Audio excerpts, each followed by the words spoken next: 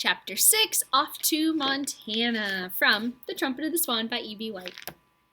At the end of the summer, the cob gathered his family around him and made an announcement. "Children," he began, "I have news for you. Summer is drawing to a close. Leaves are turning red, pink, and pale yellow. Soon they will fall. The time has come for us to leave this pond. The time has come for us to go." "Go?" cried all the cygnets except Lewis. "Certainly. You children are old enough to learn the facts of life, and the principal fact of our life right now is this: we can't stay in this marvelous location much longer." "Why not?" "Because summer is over, and it's the way of the swans to leave their nesting site at summer's end and travel south to a milder place where the food supply is good. I know that you are all fond of this pretty pond, this marvelous marsh, these reedy shores, and restful retreats. You have found life pleasant and amusing here. You have learned to dive and swim underwater. You have enjoyed our daily recreational trips when we formed a line, myself in front swimming gracefully like a locomotive, and your charming mother bringing up the rear like a caboose. Day long you have listened and learned. You have avoided the odious otter and the cruel coyote. You have listened to the little owl that says, 'Ko, ko, ko, ko.' You have heard the partridge say, 'Quit, quit.' At night you have dropped off to sleep to the sound of frogs, the voices of the night. But these pleasures and pastimes, these adventures, these games and frolics, these beloved sights and sounds must come to an end. All things come to an end. It is time for us to go." "Where will we go?" cried all the cygnets except Lewis. "Where will we go? Kaho, kaho. Where will we go? Kaho, kaho." "We will fly south to Montana," replied the cob. "What is Montana?" asked all the cygnets except Lewis. "What is Montana? Banana, banana. What is Montana? Banana, banana." "Montana," said their father, "is a state of the Union, and there, in a lovely valley surrounded by high mountains, are the Red Rock Lakes, which nature has designed especially for swans. In these lakes you will enjoy warm water arising from hidden springs. Here, ice never forms, no matter how cold the nights. In the Red Rock Lakes you will find other trumpeter swans, as well as the lesser waterfowl, the geese and the ducks. There are few enemies, no gunners, plenty of muskrat houses, free grain, games every day. What more can a swan ask in the long, long cold of winter?" Lewis listened to all this in amazement. He wanted to ask his father how they would learn to fly and how they would find Montana even after they learned to fly. He began to worry about getting lost, but he wasn't able to ask any questions. He just had to listen. One of his brothers spoke up. "Father," he said, "you said we would fly south. I don't know how to fly. I've never been up in the air." "True," replied the cob, "but flying is largely a matter of having the right attitude. Plus, of course, good wing feathers. Flying consists of 3 parts. First, the takeoff, during which there is a lot of fuss and commotion, a lot of splashing and rapid beating of the wings. Second, the ascent or gaining of altitude. This requires hard work and fast wing action. Third, the leveling off, the steadying. Elevated flight, high in the air, wings beating slower now, beating stronger and regularly, carrying us swiftly and surely from zone to zone, as we cry, 'Kaho, kaho,' with all the earth stretched out far below." "It sounds very nice," said the cygnet, "but I'm not sure I can do it. I might get dizzy way up there if I look down." "Don't look down," said his father. "Look straight ahead and don't lose your nerve. Besides, swans do not get dizzy. They feel wonderful in the air. They feel exalted." "What does exalted mean?" asked the cygnet. "It means you will feel strong, glad, firm, high, proud, successful, satisfied, powerful, and elevated, as though you had conquered life and had a high purpose." Lewis listened to all this with great attention. The idea of flying frightened him. "I won't be able to say kaho," he thought. "I wonder whether a swan can fly if he has no voice and can't say kaho." "I think," said the cob, "the best plan is for me to demonstrate flying to you. I will make a short exhibition flight while you watch. Observe everything I do. Watch me pump my neck up and down before the takeoff. Watch me test the wind by turning my head this way and that. The takeoff must be into the wind. It's much easier that way. Listen to the noise I make trumpeting. Watch how I raise my great wings. See how I beat them furiously as I rush through the water with my feet going like mad.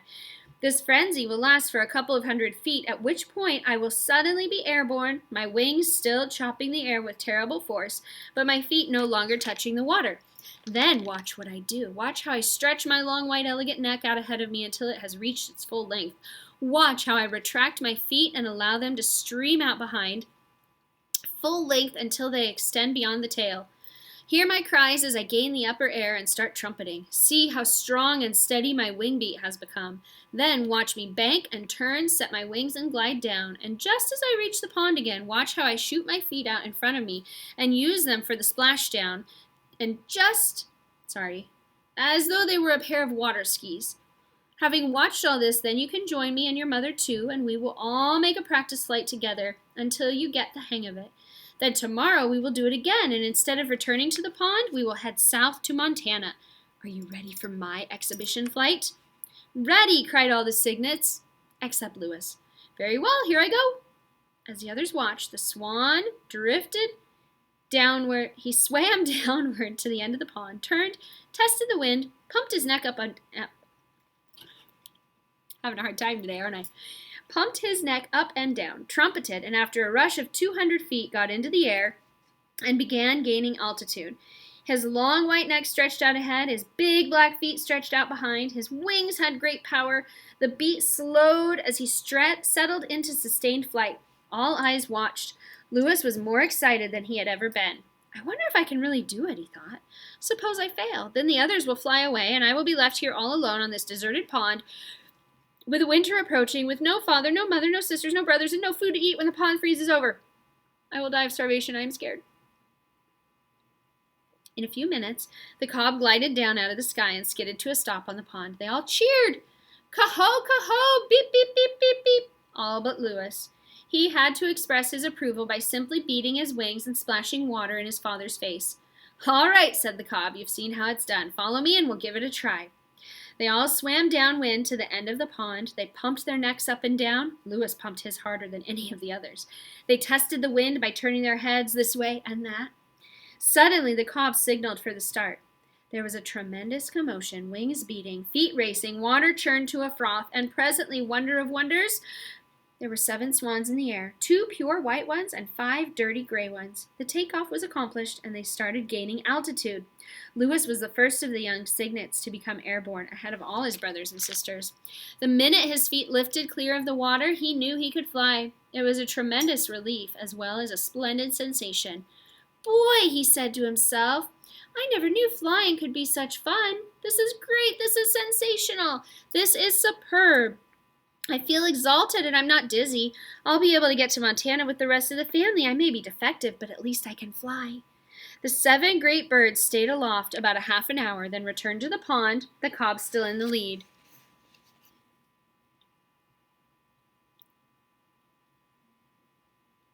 They all had a drink of water to celebrate the successful flight.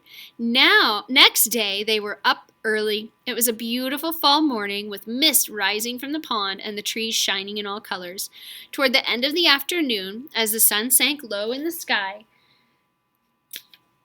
the swans took off from the pond and began their journey to Montana. This way, cried the cob. He swung to his left and straightened out on a southerly course. The others followed, trumpeting as they went. As they passed over the camp where Sam Beaver was, Sam heard them and ran out. He stood watching as they grew smaller and smaller in the distance and finally disappeared. What was it? His father asked when Sam returned. Swans, replied Sam. They're headed south. We'd better do the same, said Mr. Beaver. I think Shorty will be here tomorrow to take us out. Mr. Beaver lay down on his bunk. What kind of swans were they? He asked. Trumpeters, said Sam. That's funny, Mr. Beaver said. I thought trumpeter swans had quit migrating. I thought they spent the whole year on the Red Rock Lakes, where they are protected. Most of them do, replied Sam, but not all of them. It was bedtime. Sam got out his diary. This is what he wrote.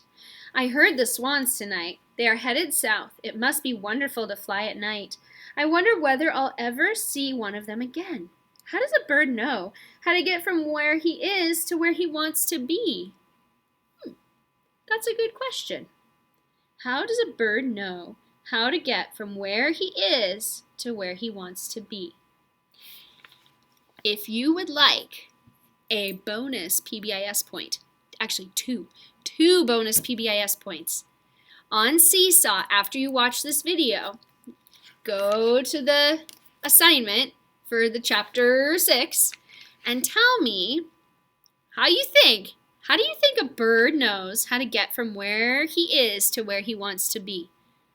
Why do they know where to fly? That's a question. 2 PBIS points if you answer that question. By answering the question, you're also showing me that you're watching the videos, because some kids aren't really watching them. I think they're pretending. So, how does a bird know how to get from where he is to where he wants to be? Go answer that on Seesaw, and I will give you 2 PBIS points, okay? Thanks for watching.